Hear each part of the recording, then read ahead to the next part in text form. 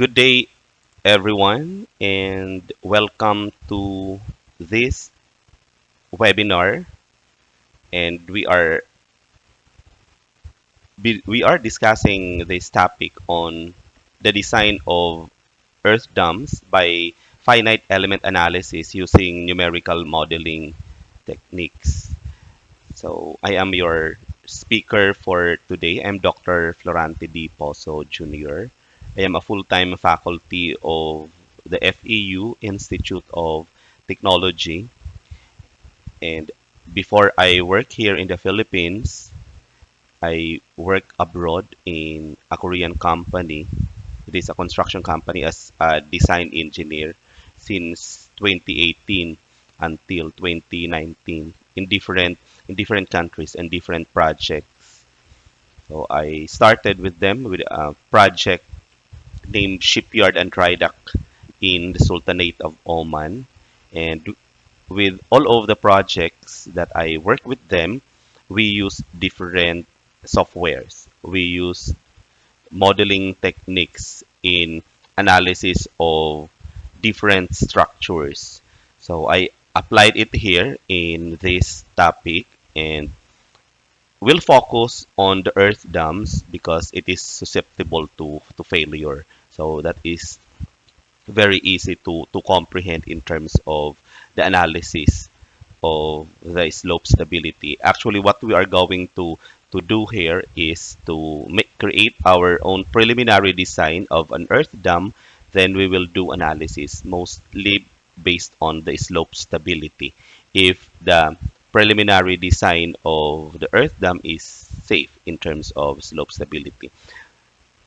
So with this, with the current, of course, in the current scenario in the construction industry, if you're going to do the design analysis, it is not most likely that you will just be using the hands-on or the manual calculation.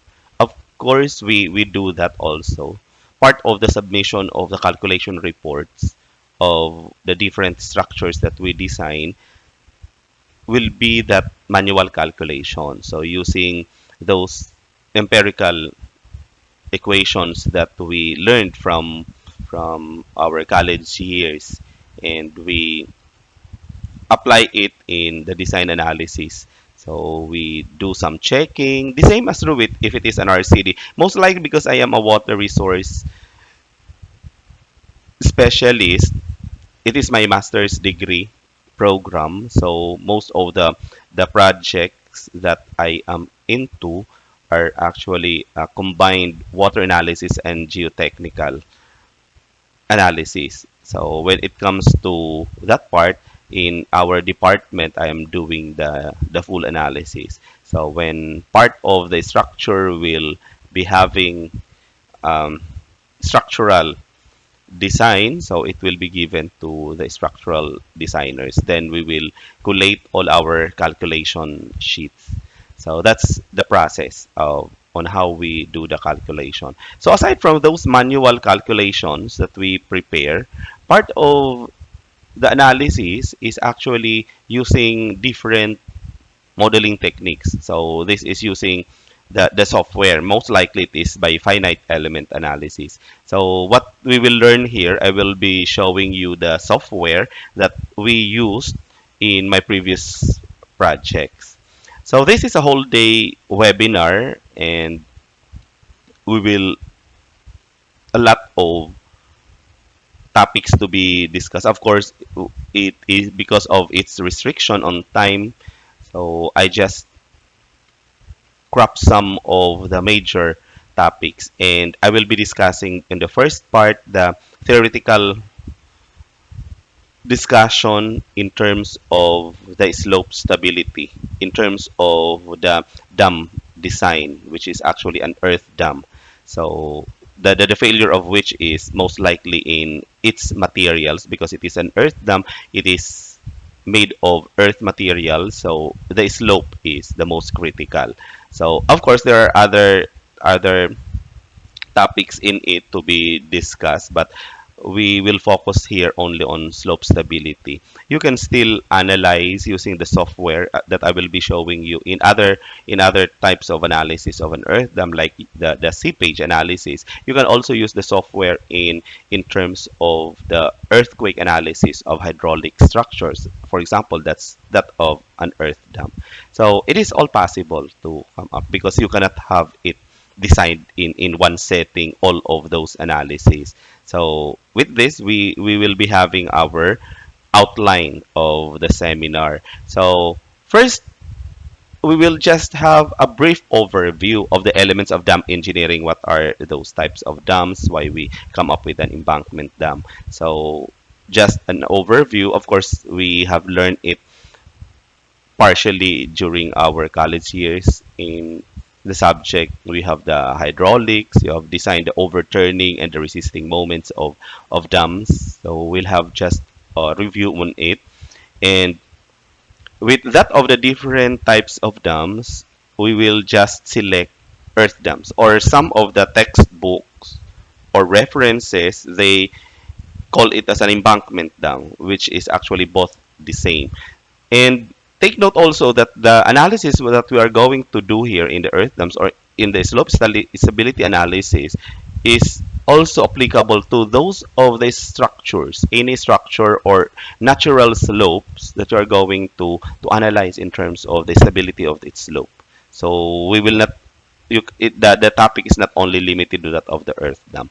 I will be give some other structures later in terms of how we can apply slope stability to other structures. So after that, with that of the overview, let us talk about the theoretical aspect of slope stability, which is actually the method of slices, which is part of the discussion in the geotechnical engineering subjects or in soil mechanics in the old curriculum. So I hope that you have learned it in the classroom, the method of slices, which is in which the original theory is the Swedish method of slices. But in the software, there are a lot of authors and exponents already who had been revising and making their own interpretation of how forces are acting in an earth material. So after that, because in the software is just very easy, especially if you are a civil engineer, it's very easy to compute, it's very easy to use the software, it's very easy to input the parameters, do the calculation using the software by finite element, the meshing and so on. So it is just very easy in to that part. But then in later on, if there are problems that may occur in terms of interpretation of the results that the software will be producing, it is only the civil engineers can interpret. If there are other people working in the department who are not civil engineers, they can actually process the design analysis using the software. But then in the interpretation and in the troubleshooting and in the redesign of, for example, if the slope stability fails, so what will be the decision that the civil engineer will make in terms of redesigning the whole structure. So that's how important civil engineering or civil engineers should be present in the department of the design. So because maybe some people may be thinking that because of the onset of this technology, the computer modeling and so on, that they don't need any more the civil engineers. The greatest part in that modeling and analysis is the last part, which is actually identifying the errors, identifying the meaning of the result, because the software will just give you a number. The meaning of it and how you are going to troubleshoot whatever the meaning of that figures or numbers that the computer software will be showing. So it is only the civil engineers can actually give their own analysis using engineering technical know-how. So we will be discussing all of the numerical modeling. So we'll focus only on slope stability. as I mentioned, the software can be used in the total design of an earth dam. So from slope stability, analyzing the materials if those are safe based on the factor of safety. It can also analyze the seepage analysis by water flux calculation, the flow nets, the different and pressures in the body of the dam and below the body, which is actually the foundation.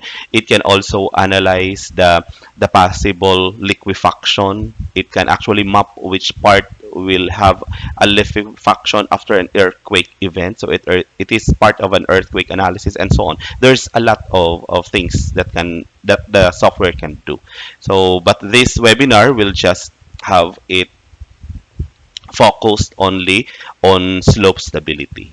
How we do the modeling of the dam, the input parameters we will discuss, then the material model, which is the more column analysis. When we talk of the more column analysis, it is more on the use of the unit weight, cohesion, and angle of internal friction. So the three of which, because in the seepage analysis, it's different modeling.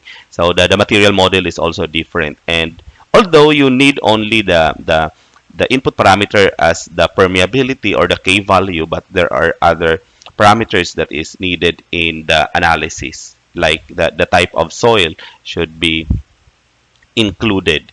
So the use of the last part is how we are going to use the software. So I'll be doing an actual demo of how we use the software, so using the earth dam. So we will be having a preliminary design, then after which we will check if it fails or not.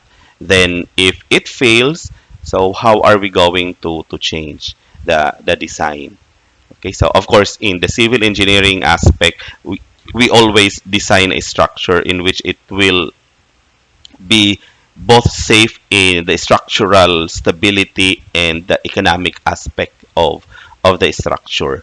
So we will be talking that one later once we do the modeling. Then if there is still time to model another structure, I'll be showing also the software, how powerful it is in terms of analyzing slope stability in other structures, like those of the sloping grounds on the side of the highway, those areas wherein it is potential for erosion and so on. So how we do analyze it. And the software, if it is a professional software, you can utilize any material in it. For example, if you do the repair, if there is an erosion, then you are making or proposing a repair method, or how you are going to stabilize the slope. Any material that will be applied on the surface or on the sloping surface can be modeled in the in the slope stability software. But the one that I will be showing you, as because the one, of course, this is a licensed software. So the one that is permitted by the company when I ask permission is only the student license. It is an educational license. You can use anytime the educational license. I'll be giving you the link of the software where you can download the educational software. But then there are limits into it. So other materials cannot be modeled. That's why I selected the earth dam, because the number of limits on the type of materials in the design can be catered in the educational license. So we'll be discussing all about that once we touch the discussion of the software later. So we'll start with that of the dam engineering. In our curriculum in the Philippine setup, the subjects that is being offered for the civil engineering program from first year to the terminal year, if you look at it, is somewhat biased to that of the structural part. So most likely when you think of a civil engineer or the program civil engineering, the people will always think that you will be designing high-rise building, the those of the buildings that you can see on the highway, both sides of the highway, were in the skyscrapers. So mostly that is the structural part. So they are thinking of a civil engineer that they are the structural engineers. So if we look into the specialization of civil engineering, we have different specializations as we all know. As a civil engineer, we all know it, but other people who are not civil engineers, they always look at us as structural engineers. So, but we have water resources, we have geotechnical engineers, we have transportation engineers, we have the construction engineering and management specializations, and so on. So there are other sub specializations in it. So for those who design dams, who design the reservoir, who design those of the river embankments, the erosion potential areas, how they do the analysis and design are actually not the job of the structural engineers. So in my case that I work in a certain company that is specializing power plants and dry docks and shipyards, wherein most of our project, although it is both the onshore and offshore, but I am in charge mostly on the structures that are actually located or will be constructed on the sea area. So even the power plant. So those are always structures that is in contact with water and soil with the seabed. So it is a combination of the water resources analysis and geotechnical. So our the knowledge that we have for that of the water resources in the design of the water resources most likely is taken from the subject hydraulics only, which is very basic. So after that we don't have any more subject in terms of the design.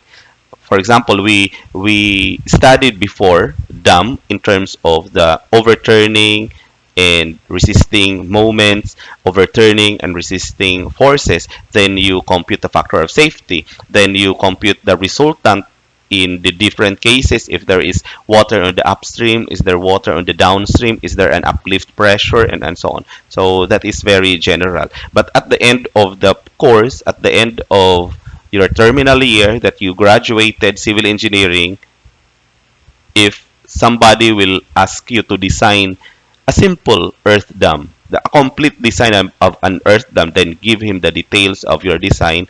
Actually, we cannot give those specifics. But if somebody will ask us design a two-story residential building, for example, in your you graduated, all the people in your locality are very happy, and because you are a civil engineer, you pass the board exam, they will almost of the people there will be asking you to design for them their houses, mostly two-story building. It's very easy. You design the foundation up to the roof, if it is a rooftop or if it is a simple roof or whatever design specifications that they need. So it's just very easy. Why? Because from the very start, from statics, from strength of materials down to theory of structures to RCD to steel, even timber design, so that's the end. So what we did in the classroom is they will actually let you design those structures. So there are cases that they will ask, if the professor is very strict, they will be asking you to design a 5 to 10 story mid-rise building in their RCD steel. So that's the reason why we are inclined towards the structural engineering part. So in that case, when I proceed with my master's, so I learned a lot because the discussion in the master's degrees in water resources is very extensive in terms of analyzing now the different structure that has water, and mostly you cannot actually separate the fact that when there is water there is always soil. So it is both or a combination of the water resources and geotech. So combination of the principle of fluids, hydraulics, and the soil mechanics or the geotechnical engineering. So in in my experience teaching because when first work abroad, I work as a professor. I work as a professor in Oman and in Ethiopia for several years. And I am amazed with the curriculum that they have because it is a British pattern curriculum. Of course, Middle East is most likely towards they follow mostly the British standards. So their curriculum, the same as true with Ethiopia because it is Africa. So their curriculum actually has this, aside from the RCD, aside from the steel design, they have this structure. If you are inclined into water resources and geotechnical engineering, there is two subjects for the design of structures, and that is called the hydraulic engineering. And that actually designs the different structures like dams, the irrigation structures, and other pertinent structures for irrigation, those with water. So those are hydraulic structures one and two. So river engineering and dam engineering. So all of the design is actually on canals. Of course, in the dam, if it is, for example, if it is a concrete, it is not only the dam itself that you're going to design. There's a lot of other pertinent structures if it is intended for irrigation, for electricity, for water distribution to the community, the design of the reservoir on how you are going to do the volume calculation, the design of the, if it is for irrigation, the design of canals, and if it is intended for electricity, there are turbine and so on. So you will be needing knowledge all about those things. So in other countries they have these specializations. So if you are going to pursue with a water resource specialization, so what you are going to enroll are actually subjects that is intended towards the output of designing water resources structures. So those are actually the subjects that I taught in in other countries. So that's why students there, after the end of the semester, when their output is actually the design, the full design of the dam or the full design of irrigation. So if it is for irrigation engineering subject, so they will be doing the whole irrigation, the design of the dam, and the design of the canals, the design of all of the pertinent structures. In river engineering, they have the spars and so many other. Of course, bridge engineering is different, but then those structures that is to protect the whole area in the bridge, it includes erosion control measures for the embankments and for the river.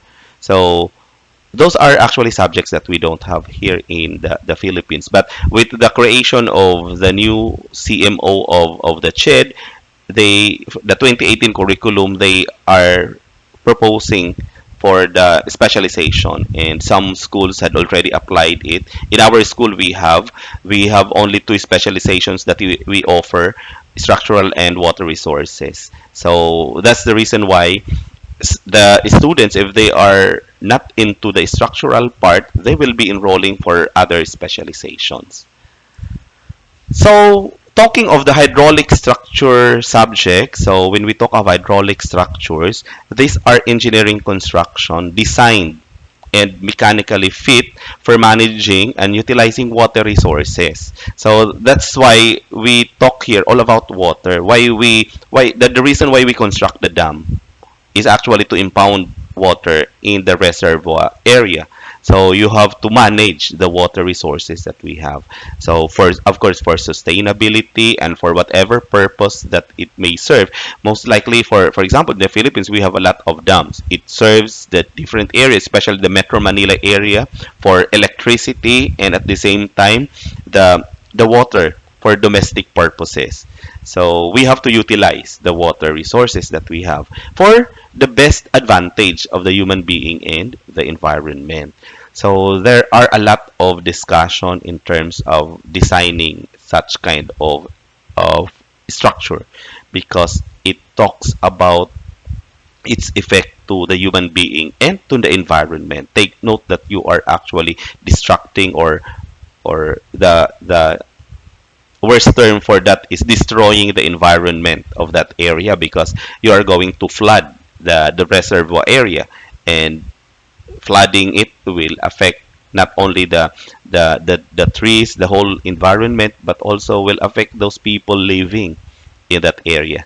So anyway, that is another part of the story of that, the construction of those structure. But when we do hydraulic structures design, it always, of course, includes those aspects in how it affects the society, the environment, the economic part. So it should be, that's why there is what we call the environmental impact assessment. So it should be assessed the positive and the negative effects of the construction of the project. And the planners, the government will be weighing it in terms of the positive and the negative impact, if it will be beneficial to both the environment and the human being or the society. So since we are into the dam, so the dam, we will have just this basic definition that the dam is a barrier across flowing water. So most likely it is along the river, you're going to block because it is a barrier to that of the flowing water. That of course obstructs, directs, or retards the flow. So often creating a reservoir. So that's, there are basic dams like earth dams. Of course, for earth dams, it is just small. It is not intended for electricity or for the multi-purpose. So it is just used for a single purpose. So concrete dam is intended for a multi-purpose project. So sometimes it will cater all of the its objectives for electricity, for water consumption, for irrigation, and other purposes that it may serve. So that is the dam. So the reservoir that it will be create, for example, this in this picture, this is your dam, and you have there the reservoir. If you can see, it is a large area. If really, if it needs if you are going to compute the volume, then you will be needing the total area of this. Of course, you are going to, as a designer, you are going to design the height of the water in this dam, which is the flooding, the flooding height of your dam, because you will not be designing it. Actually, if for concrete dams, you have to design it with that of the analysis of overtopping, because it may occur, especially during the time of typhoons or heavy rainfall. So, but for earth dams, of course, it is not allowed to overtop, but it, because it will destroy the whole of the dam. So in designing the area of the reservoir based on the volume requirement, so you have, there are a lot of equations that can be used for the computation of your volume, total volume that is needed. Of course, the total volume that you are going to stack in here in the reservoir depends on the water requirement in the output area. For example, for electricity, if it will be producing electricity all throughout the 24 hours, so how much water that it needs to operate the turbine. And if it is intended for domestic purposes, so how much volume of water is needed for the total area that it will be serving. So for example, it is the whole of Metro Manila, how many population, and requirement of water per capita. So it could be a liter per capita. So you'll be computing that one. And because you are going to have it reserved in that area, so you are going to stock the water in the reservoir. So there are allotted period, how many months that you are going to stock the water, that it will be safe in terms of its purpose. So for example, during summer months, if you're going to make stock of that water, so you're going to compute the water requirement times the per capita, but of course you are going to include now the number of months that you are going, that it intends to stock the water in the reservoir. So this is a picture of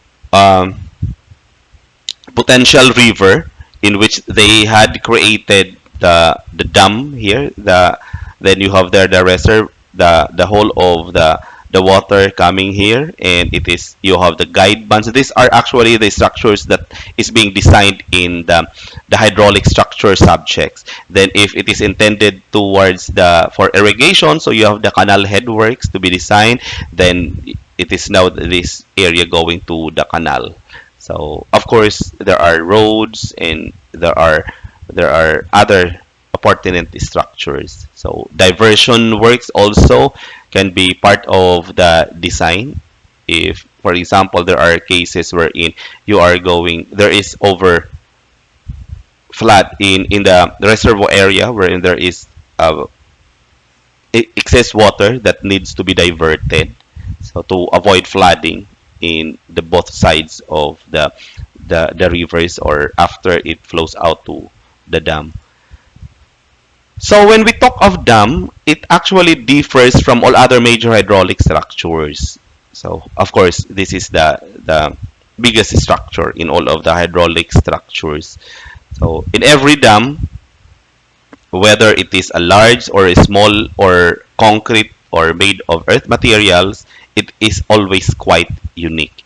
You cannot always say that you are just going to by design in another area of this dam, since I'm also creating a new dam which is almost the same structure specifications, that you can have it copied paste to that area. Of course it's not, because of number one is the topography, second the flow parameters of the river, the the different parameters also, or the properties of the foundation of the soil foundation, and so on, and sometimes its purpose. So you have to make sure that you have to analyze each of the dam that you are going to design. For example, you are designing more than one dam, so it is always different from each other. So parameters and required properties should always be checked. So dams do not have a structural lifespan. They may, however, have an notional life for accounting purposes, because of course when we talk of the economic part, or the the cost of the project and its ROI, so we have to a lot of or specify its lifespan, but not totally. When we talk of, when we say it's 50 years, it's the 50 years of its structure. It's only intended for the accounting purposes. So dam engineering draws together a range of discipline, especially if it is a multi-purpose dam. So constructing a dam for the purpose of electricity needs electrical engineers. So mechanical engineers also for the construction of the turbines and other parts of the electrification that will be constructed in the dam. Of course those requirements from the electrical, mechanical, and other engineering fields should be discussed all together, and the one that will be designing the dam should incorporate those requirements. So that's why it draws together different disciplines. It is not only for the field of engineering, because take note that before the construction of the dam, even though it has, for example, it is a government project, then it has been analyzed already, and expert on environment, on the impact assessment, they are there already. They assess the water quality, they assess the aquatic resources, its effect on it, the air quality, and other environmental factors that may be affected. So those are different disciplines also. But then after that, there are also other people that will be created in a group.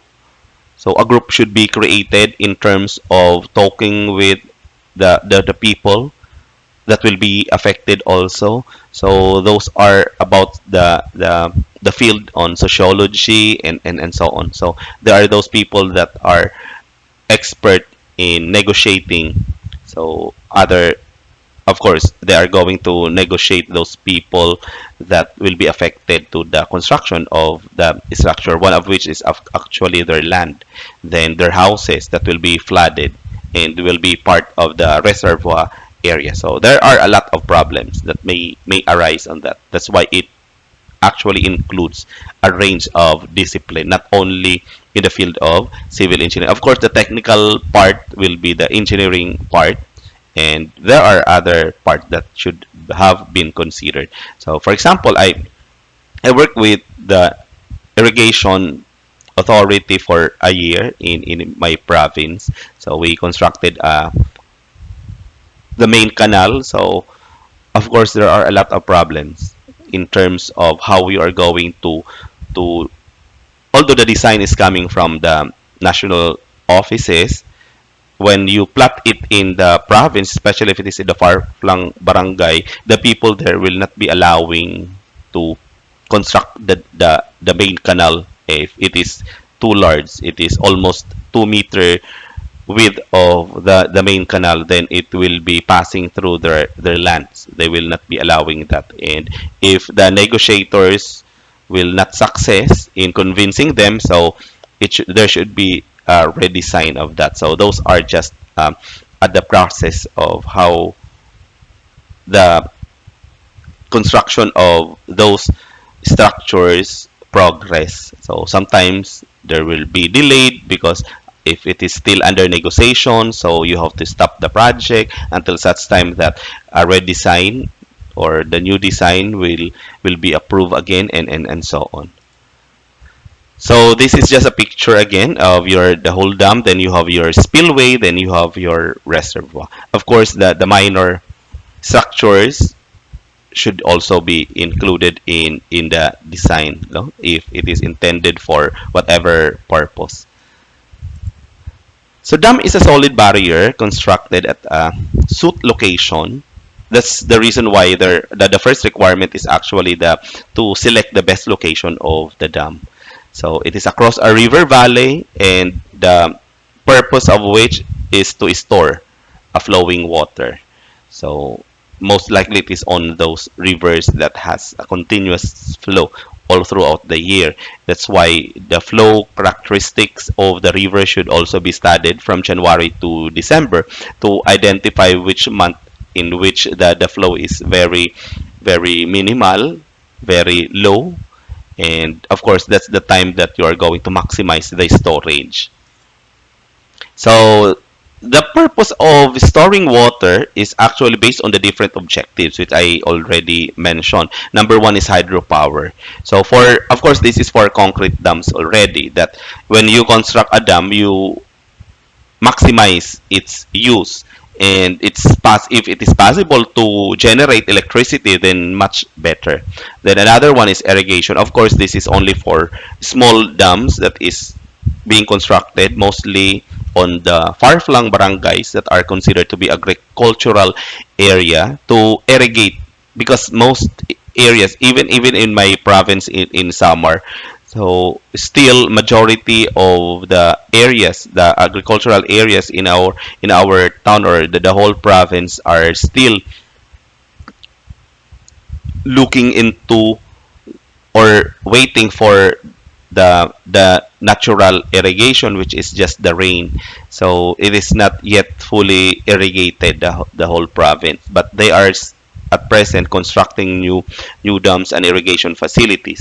So that's one of its objective. The third one is for domestic consumption. So of course, for example, in Metro Manila, so there are a lot of dams that is servicing Metro Manila. So another structure that is being built and servicing it is actually the water treatment plants, because of course water from the dams should be treated, and after which it will be distributed to the whole community for domestic consumption. So there are also dams that is the main purpose only is to control the flooding in the area. So there are other for navigational facilities also, and of course it is for tourism purposes. It can be for fisheries development. Take note that the downstream side of the dam will be having less water. So on the upstream wherein you have the reservoir, the government should develop fisheries development projects intended for the residents of the area also. So if it is a large dam, they have it used for tourism purposes, and even nowadays there are a lot of the watershed area that they utilize it as a tourism's destination. So those are the different objectives on why we are actually constructing dams. So here are the classification of dams. We have the embankment or the earth dam as we know it, and you also have the concrete dams. Concrete dams is actually common to us. We have the arc dam, the gravity dam, the buttress dam, and there are sub classifications also of dam based on its type.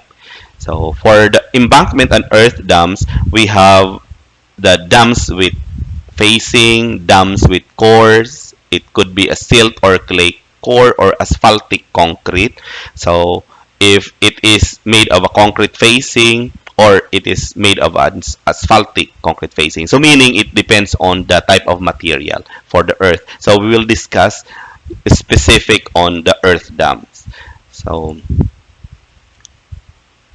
this is a cross section of the dam. Of course, the upstream is vertical, so it is concrete in nature, or the material is concrete, because you cannot construct an earth dam that is vertical, that has a vertical slope. So that's why one of its failure is actually the slope. The reason why we design it based on stability analysis, because it's very weak in terms of the stabilizing the slope, especially if the material is very weak. So you have the crest, you have here the two, wherein this is the point wherein we take moment for overturning and resisting. Then this is the heel. Of course, we design for the freeboard. So we'll just discuss later on some of the specific in terms of the different requirements for crest, how we do the design for crest, the freeboard. No? Of course, the first parameter that you're going to compute is the mean water level here. Of course, you have the maximum flooding, and which one will you be using in your design, in which flood height.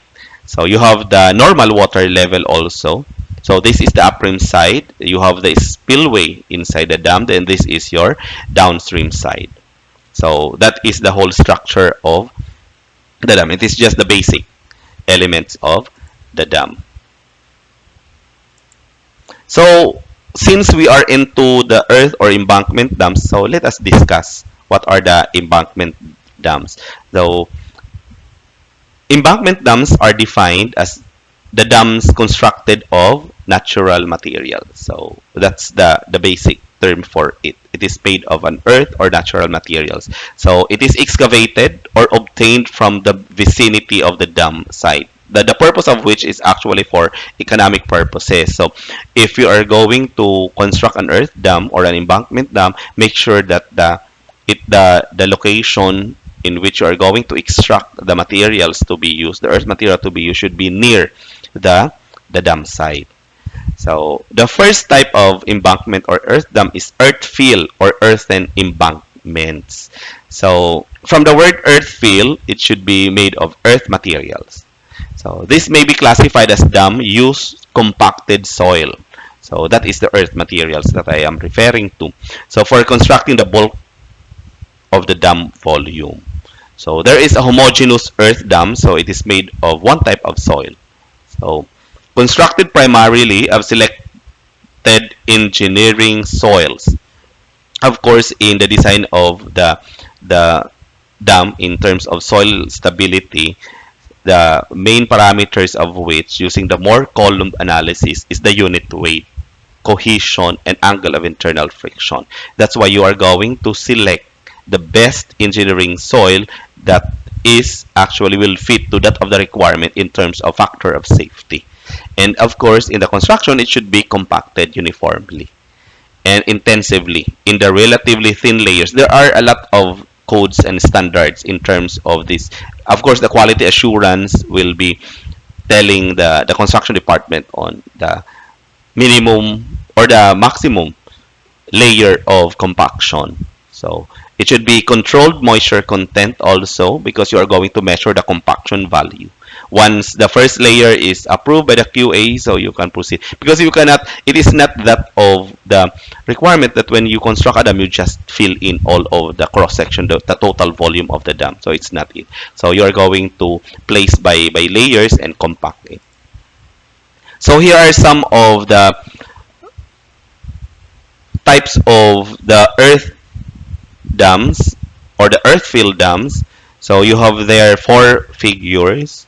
So the first one in this area, which is the upper left, is homogeneous with two drain. So homogeneous, so it is one type of soil, but then there is one part here that is called the two drain. So it is made of granular materials, gravels or boulders that is placed in the two of the dam. The purpose of this is to protect the two and redirecting the seepage.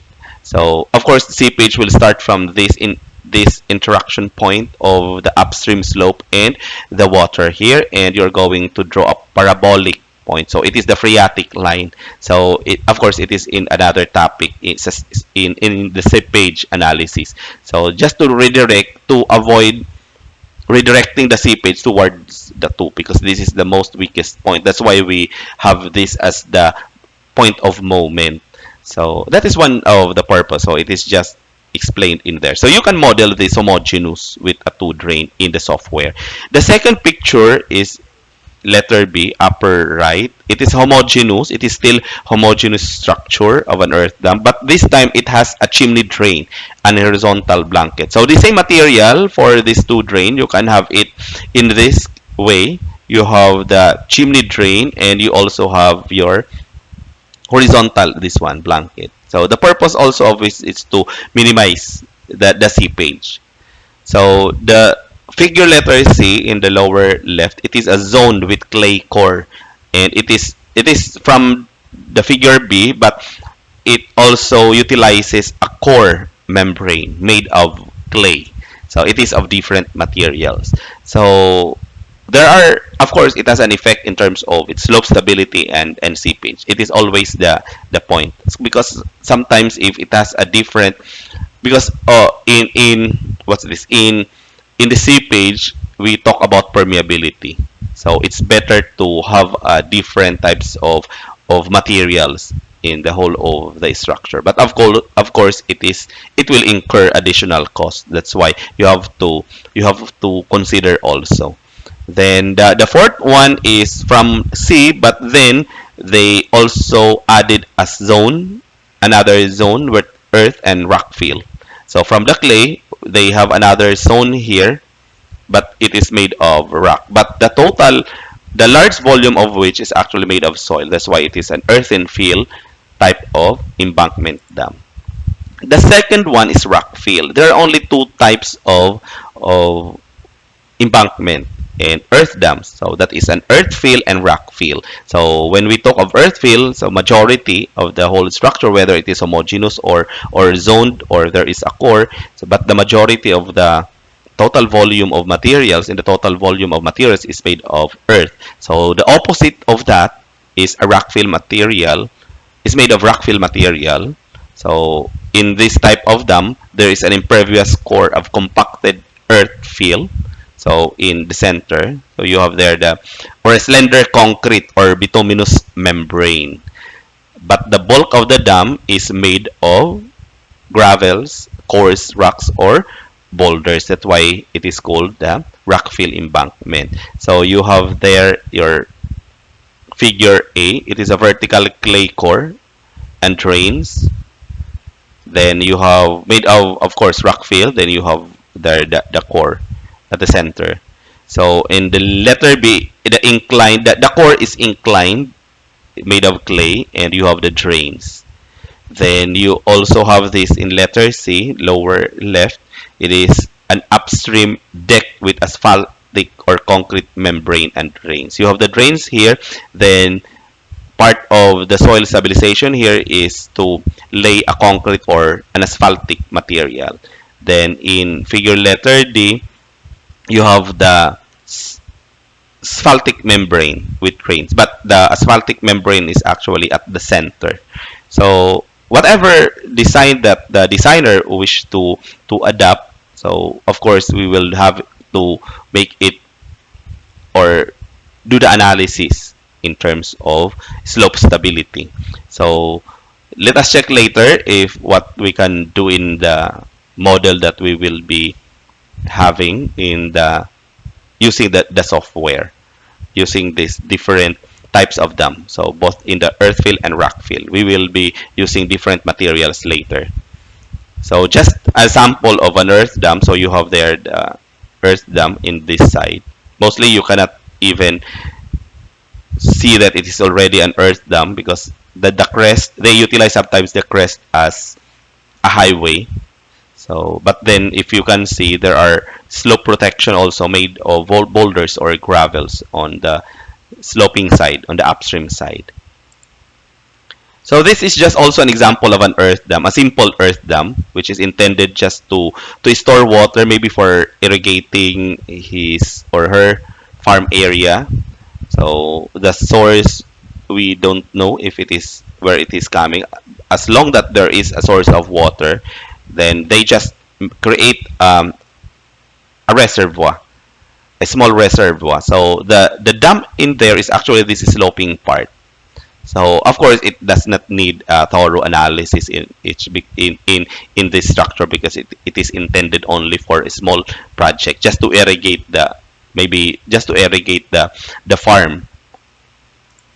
So this is the top view of that earth dam. So the owner has this farm, so he has made this just a simple reservoir.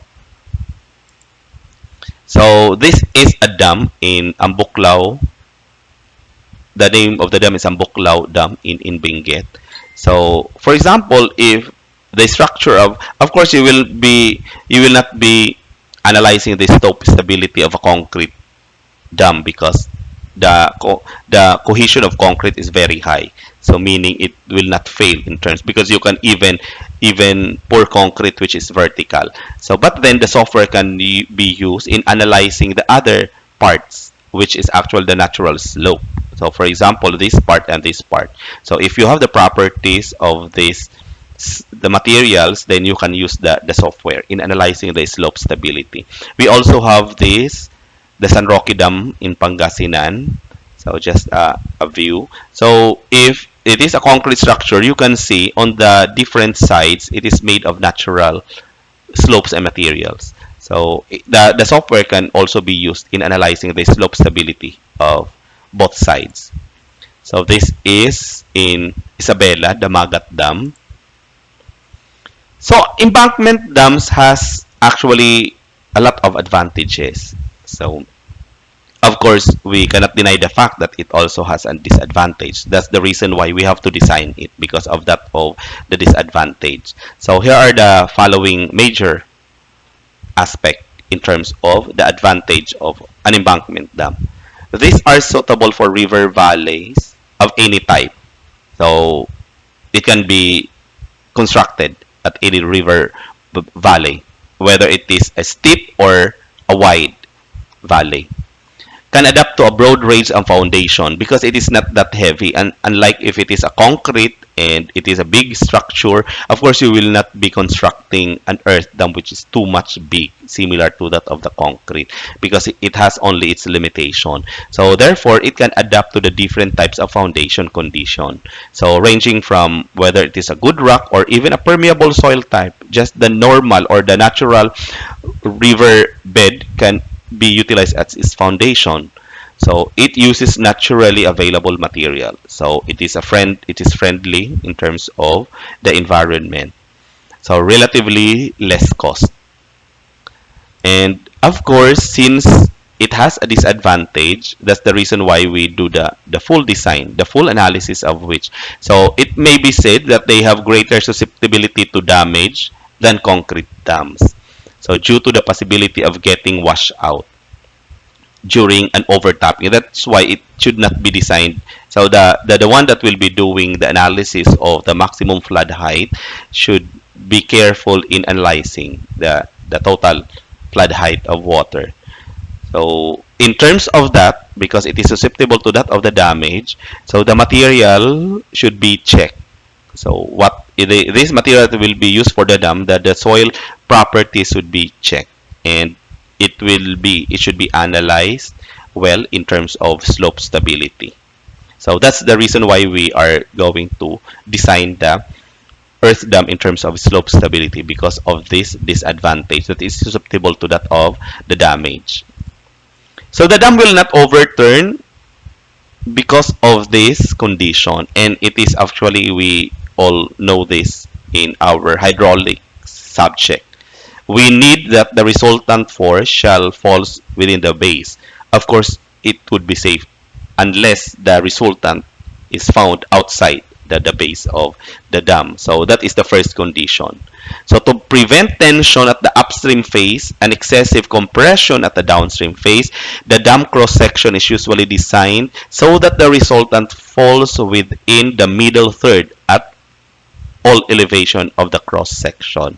That's why the base, we divide it into three, and we locate the position of the resultant. If you still remember that calculation, so it should be within the best, and the best location of the resultant should be at the middle point of the base, but it could not.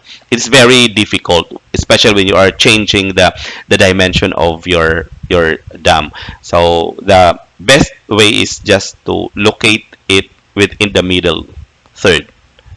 So good impervious foundation are essential. Of course, the foundation, we are looking only into the analysis of the slope stability, but of course, in the total design of dam, the design of the foundation should always be considered, because it carry. Of course, we know the role of the foundation, as it carries the total structure above it.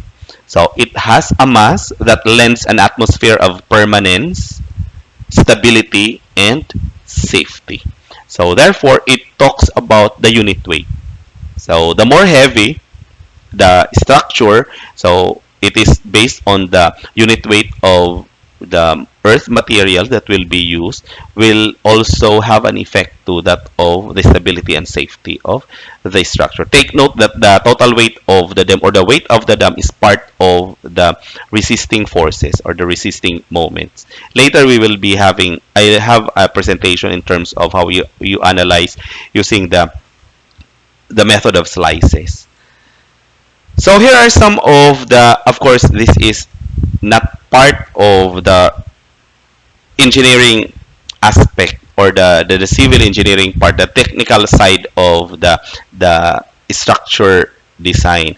But we have also to consider the different effects in terms of the environment, social, economical, political concerns. So that's the reason why you have to investigate. In a team, in the construction, in the planning, of course, we as civil engineers will always be part of the team. But then, as mentioned in the previous slides, it actually draws a different range of disciplines. So there should be one that will be looking into the environmental effect of the project that you are going to, whether you have done it or you have designed it very well, the slope stability is very safe, seepage analysis are within the tolerable limits, the foundation design is all well calculated, and everything are actually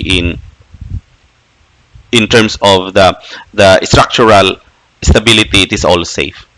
But then we have always to consider the environmental part of which is considering the environmental impact assessment.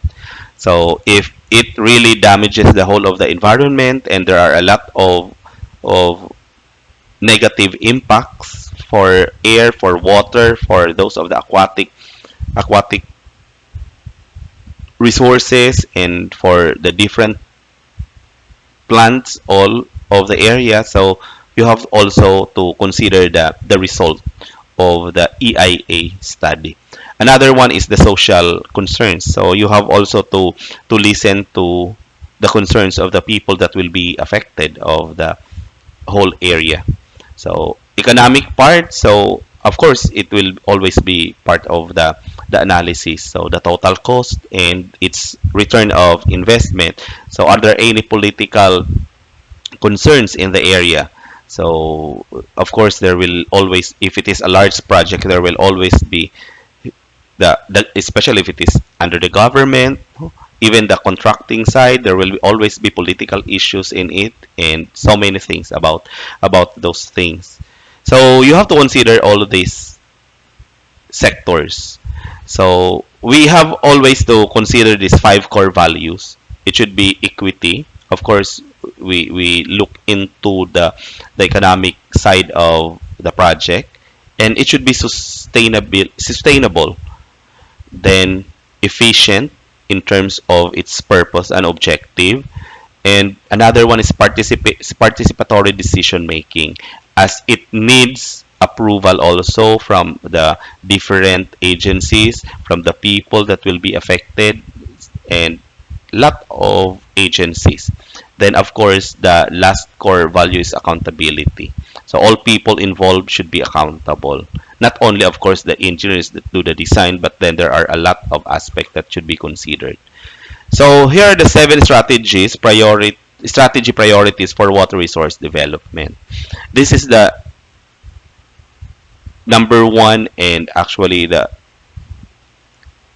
most important among those priority, which is actually to gain public acceptance. So that's the reason why you have the social investigation. You have to address social concerns because we need the acceptance of the people in that area.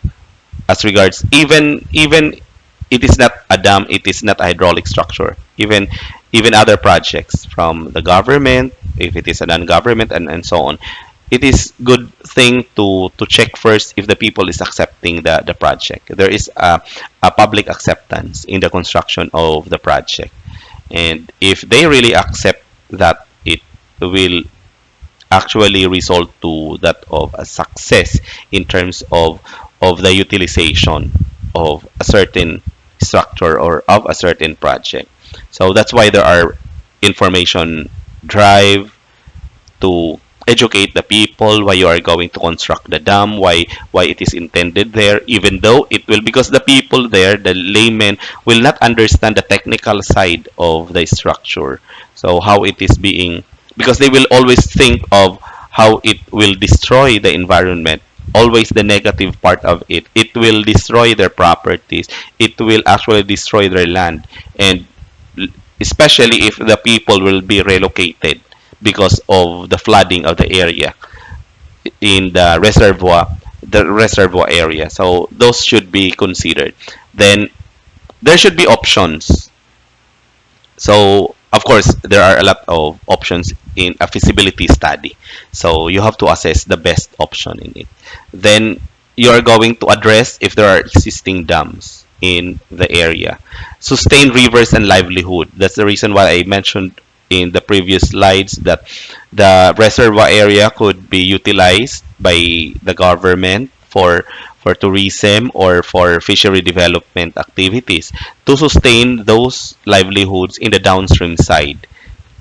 Recognize entitlements and share benefits, and because of course the people will be looking into what they will get after they will be relocated, and so on. So there are a lot of negotiations in it. So another one is ensure compliance. We always have to ensure, especially for environmental policies, because we have to make sure that it is sustainable and at the same time it is not destroying the environment. So here are some of the criteria, because of course when we design later, when we do the analysis, the first one are the different criteria in our design. So one of which is the location. So how we are going to locate the best position or the best site for the dam all throughout, because when we do the survey all throughout the river, so we are going to check some parameters, some tests, some analysis, and so on. So here are some of the consideration. The dam should be as near as possible to the area to be served. Of course, it is the most important. Why? Because of the conveyance cost. If it is for irrigation, so you need to construct a very lengthy main canal towards the area. So there is a lot of consideration in terms of water losses and other losses, and it should be minimized. So it should be near as possible to the area to be served. So foundation area should be impervious and should be able to support the weight of the dam. That's why analysis also of the different properties of the river bed, or the different soil below the or in the area should also be analyzed. The topography of the dam and reservoir site should permit maximum storage of water at minimum cost. So that's why you have to, based on the aerial maps and different maps that you'll be utilizing, designing now the reservoir should be carefully studied in terms of maximizing the storage, and at the same time the cost is being minimized. So we also have the materials of construction that should be considered. It should be available in sufficient quantity and of good quality. So why good quality in here? Because it is made of earth dam. And the slope stability and its factor of safety is actually basing its value will always based on the quality of the earth material that will be used. So it should be available and the quantity should be sufficient enough for the construction of the dam. Another one is the value of property and land, which will be submerged by the reservoirs to be as small as possible, because you are going to pay for those lands. And if there are negotiations that other people will not actually agree with some of the conditions, so another set of negotiation consideration should be take into consideration. If they, maybe some people will be asking additional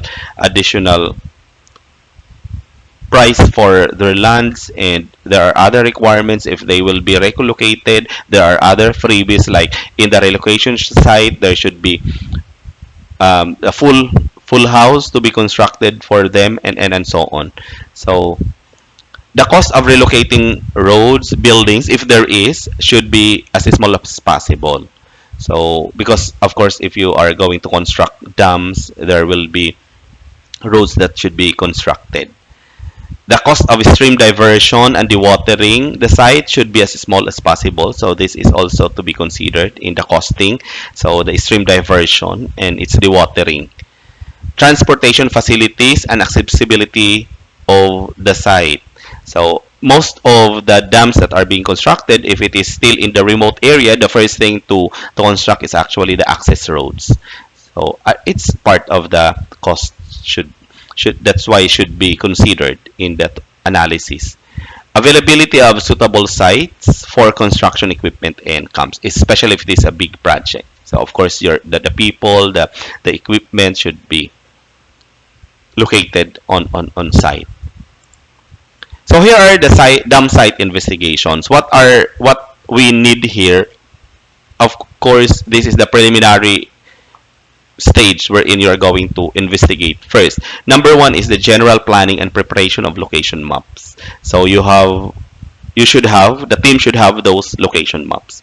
So the whole stretch of the river should be mapped, and there should be proposals as to the location of the different structures. Then you also have the hydrologic investigation.